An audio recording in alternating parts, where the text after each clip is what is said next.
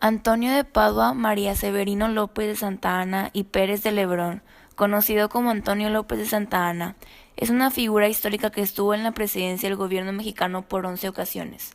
Definitivamente uno de los personajes más polémicos de la historia, fue político y estratega militar, señalado como traidor de la patria, tirano, Alteza Serenísima, el Napoleón de América, héroe de 40 derrotas, el defensor de la patria, protector de los mortales y otros más. Aunque no deberíamos juzgar a personas del pasado con criterios del presente, según casi todos los historiadores académicos, Santa Anna fue corrupto, pero a veces entregó sus riquezas para armar ejércitos en defensa de la patria. Irresponsable, por momentos, astuto y manipulador, cuando los ardides parecían la única solución. Oportunista y desleal, en época de fluidez ideológica en que casi todos así parecen, pero no traidor a la patria. No fue un traidor, no fue chaquetero, no siempre fue tirano.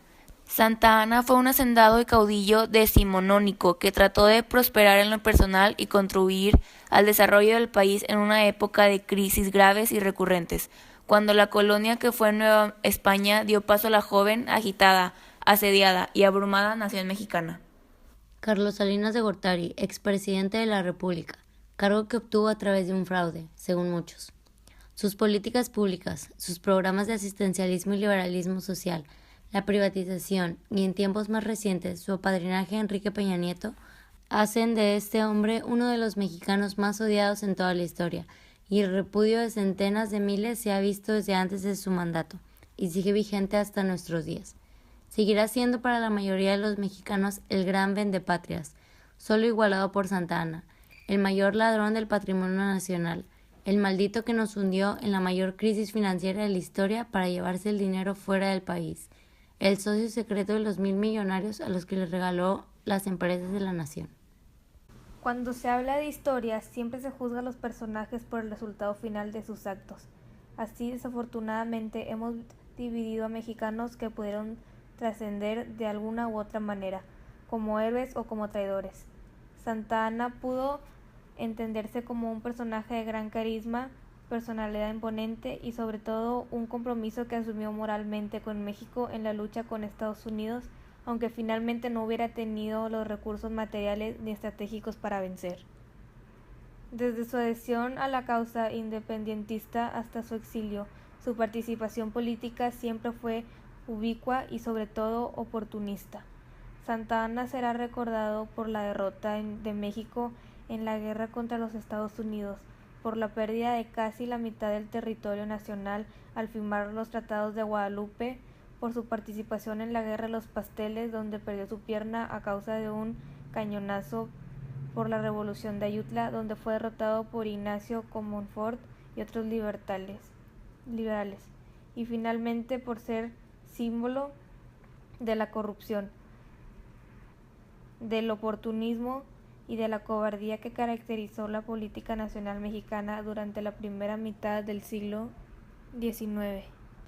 Carlos Salinas de Gortari dejó la presidencia de México hace más de una década y todavía es un personaje muy conocido, de quien 7 de cada 10 mexicanos tienen una opinión negativa y le consideran un hombre que posee una gran influencia en la vida política del país, lo mismo en el Partido Revolucionario Institucional, PRI, que en el gobierno federal.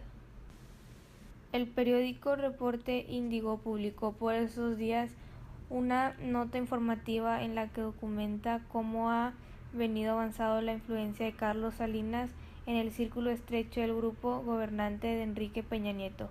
La influencia de Salinas de Gortari se refleja en algunas posiciones del gabinete presidencial. La secretaria de Relaciones Exteriores, Claudia Ruiz Massieu Salinas, sobrina del expresidente. Otro funcionario de primer nivel es José Antonio González Anaya, director del IMSS. Es concuño de Salinas. Recientemente, Peña Nieto incorporó a Otto Granados Roldán como subsecretario de la Secretaría de Educación, que fue director de Comunicación Social y portavoz de la presidencia de Salinas de Gortari. Lo más intrigante es que para una mayoría de mexicanos representará la solución en momentos de crisis. Quiere decir que él, Antonio López de Santa Anna, sería quien daría la cara ante todos los problemas que presentara su gente, su país, ya que él era el presidente electo en ese entonces. Aunque su carrera podría considerarse meteórica, no llenaba sus expectativas. Aunque mencionan que su carrera podría considerarse meteórica, no llenaba sus expectativas, esto quiere mencionar que la carrera de Antonio López de Santa Anna fue corta. Entonces, al ser muy rápido, no llenaba las expectativas que él tuvo como presidente. Él haya hecho cosas buenas o malas, simplemente no estaba satisfecho con todo lo que había hecho. Santa Anna era una persona muy impulsiva. Todo lo que pensaba lo hacía. Muy rara vez analizaba las consecuencias que sus actos tendrían, tal y como Salinas de Gortari. Ambos les dejaron un país emproblemado. A Gortari le dejaron el Ejército Zapatista de Liberación Nacional con todo. Este ejército fue una molestia para Gortari. Asimismo, con el presidente Santa Anna estaba la guerra andante con Estados Unidos. Estados Unidos presionó mucho a Santa Anna para que se diera casi la mitad del territorio mexicano.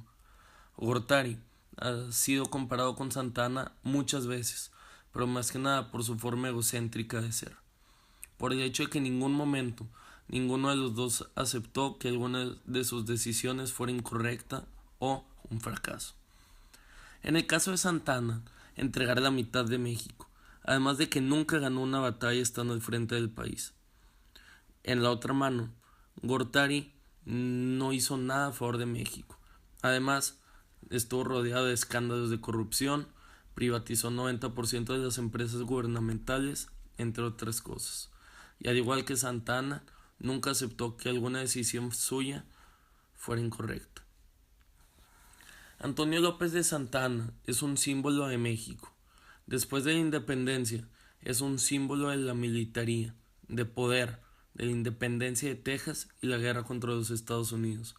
Carlos Salinas de Gortari es un símbolo de corrupción en el gobierno mexicano, de un México violento y de fraude. Ambos son símbolos de política patria, tiranía y odio de la nación. Ambos han ayudado a formar la identidad mexicana. Santa Anna como ejemplo de los mexicanos que siguen intentando mejorar y no se dan por vencidos fácilmente. Y Carlos Salinas de Gortari como los miles de políticos corruptos que cometen fraudes y roban dinero del pueblo.